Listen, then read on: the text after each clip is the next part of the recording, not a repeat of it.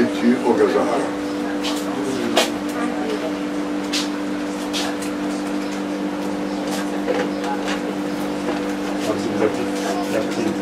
Et ça, c'est mon maître, c'est celui-là qui est là. Celui-là, il était consul à l'ambassade de France. Maître Maïtam. Et c'est lui, Maître Jean-Jacques Maïtam. C'est un Coréen. C'était en quelle année? Oh, il y a quand même.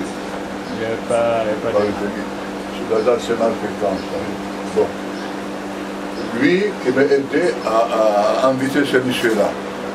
Parce que la fédération à l'époque, quand je l'ai proposé, on m'a dit, le président, c'était mon ami, c'était très gentil d'ailleurs, parce que, non, je me rappelle plus son nom, je vais me rappeler son nom. Il me dit, Yakim, nous, on n'est pas capable d'investir en karaté, autant donné, on n'investit pas pour le judo. Mais si tu prends ça sous ta responsabilité, on te donne les faveurs. Moi, ce qui m'a aidé à l'époque, j'ai un élève qui gère une agence de voyage. Donc ce monsieur-là, je lui dis, alors tu peux me faire crédit? Il me dit oui. Je lui dis, je ne peux pas te dire quand est-ce que je peux payer. J'étais père de 3 enfants. J'ai pris aussi, j'ai eu le courage d'inviter ce Japonais et je lui ai donné ma chambre. Je n'ai pas pu l'inviter à l'hôtel ni rien du tout. Vous voyez? Donc c'est vraiment...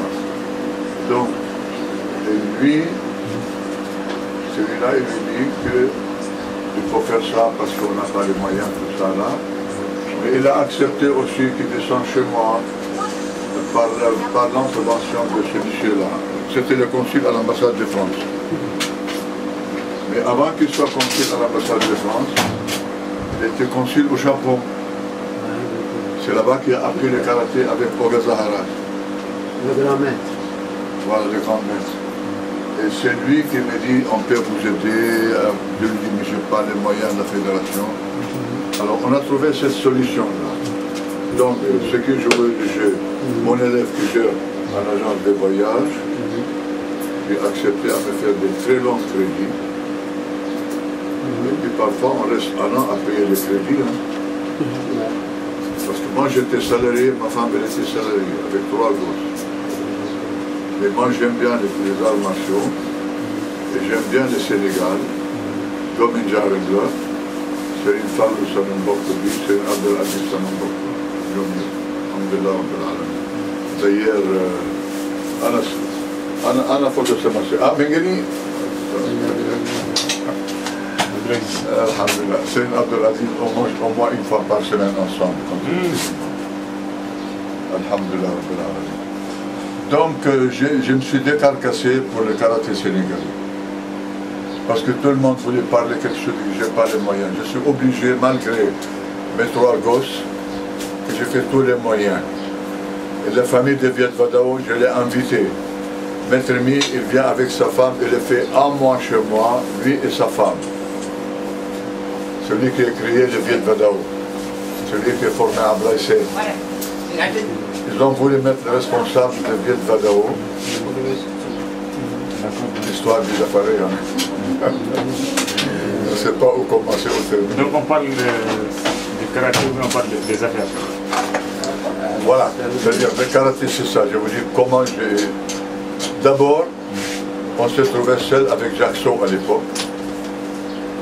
Personne ne voulait nous passer première dame. Ce qui m'a poussé moi à chercher. Comme par hasard, il y a un Touba militaire qui vient chez moi. Il s'entraîne avec moi karaté. Un de ces 4 matins, il court affolé, maître. Il y a eu à l'ambassade de France un maître de karaté 4e dan qui était conçu au Japon. Il s'appelle Jean-Jacques Maïtam.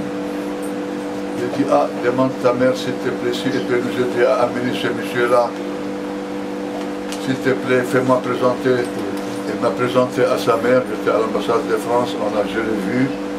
Il m'a promis que je peux venir dans des horaires particuliers. Pas tout le temps, pour m'aider à moi.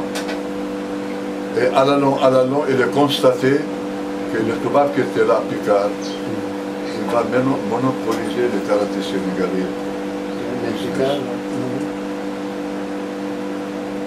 Ça ne peut pas éclater le karaté, ça, c'est pas vrai ça.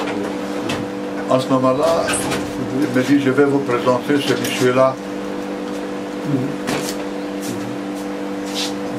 Nous, on a parti, moi et ce monsieur-là, chez Picard. On était récits comme des poules mouillées, comme on dit.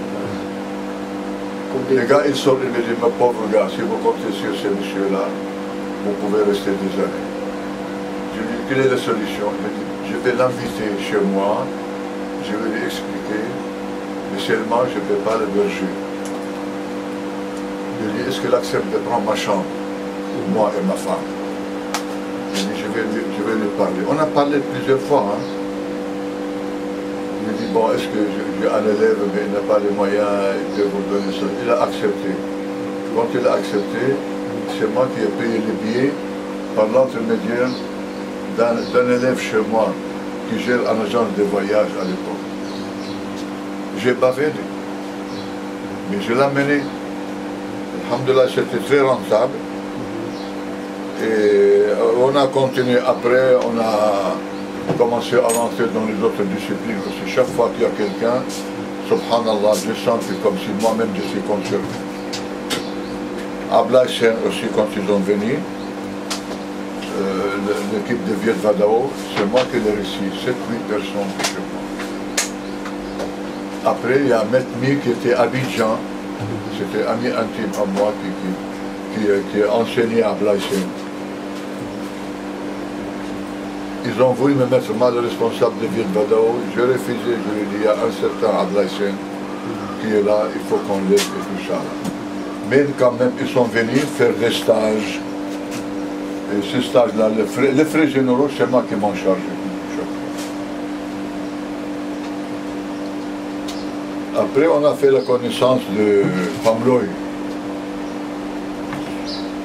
Famloy, celui qui a introduit le Kung Fu. On a travaillé 2 ans ensemble. On est devenus amis, on partage les tapis ensemble. On a fait beaucoup de choses ensemble. Parce que moi, je n'étais pas uniquement pour le karaté, je voulais voir chacun la connaissance de chaque maître, de chaque style. D'ailleurs, mes amis, mes frères sénégalais, ils me traitent de con à l'époque. Nous, on fait karaté, il fait kung fu. Il y a qui est dans le con.